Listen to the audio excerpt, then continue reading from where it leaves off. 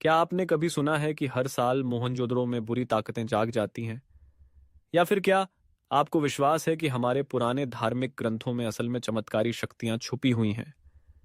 इन कथाओं के पीछे एक अजीब सा आकर्षण होता है, और यही कारण है कि भारत में कई ऐसे मिथक हैं जो पीढ़ी दर पीढ़ी चलते आ रहे हैं।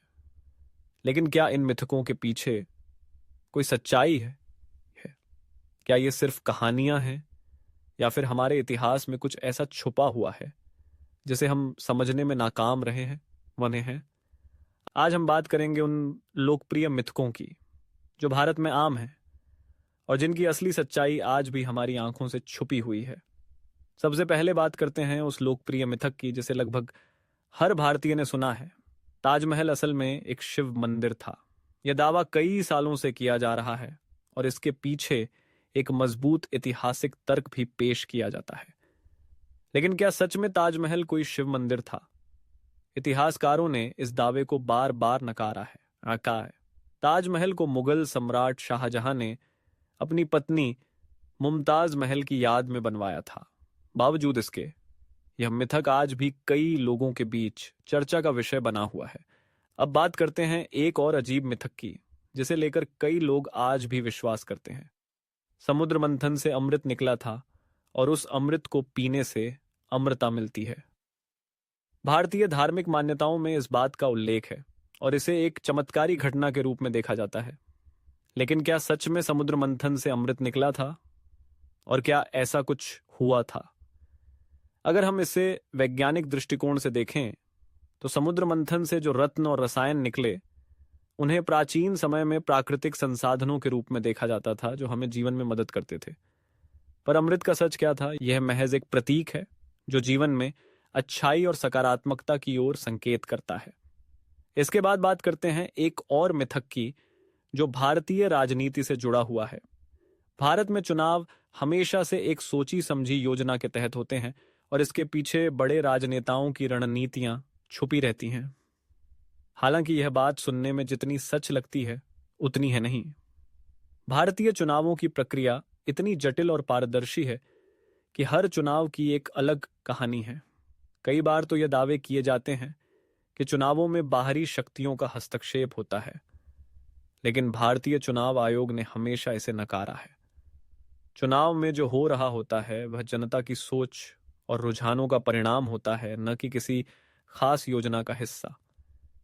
एक और मिथक जिसे लोग सदियों से मानते आए हैं वह है कृष्ण का रासलीला और उनके साथ की गाथाएं असल में कुछ और थीं।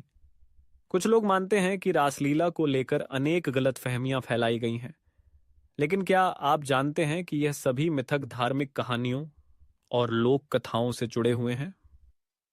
कृष्ण के जीवन की जो भी घटनाएं हमें सुनने को मिलती हैं वे असल में उस समय की सांस्कृतिक धारा और समाज की सोच को दर्शाती हैं, जो बहुत सी बातें हमें आज के समय में भी समझने में मदद करती हैं। अब बात करते हैं एक और ऐसी कहानी की जो छोटे बच्चों के बीच काफी लोकप्रिय है। आकाश में देवता रहते हैं और हमारे पापों को देखते हैं। यह एक ऐसा विचार है जो भारतीय बच्चों को बचपन में सिखाया जाता है और यह मिथक उनके जीवन को आकार देने में महत्वपूर्ण भूमिका निभाता है। हालांकि इसे एक तरह से सजा देने के लिए बताया जाता है, लेकिन क्या ऐसा सच में होता है? यह सिद्धांत हमें यह सिखाने के लिए है कि हमारे कार्यों का असर हमारे जीवन पर पड़ता है और हमें सही रास्ते पर चलना चाहिए। यह मिथक धार्मिक और सांस्कृतिक शिक्षा का हिस्सा है जिसका उद्देश्य समाज में नैतिकता और सभ्यता का प्रचार करना है। इन मिथकों के बारे में बात करते हुए हम यह समझ सकते हैं कि ये सभी हमारे समाज और संस्कृति की पहचान बने हुए हैं।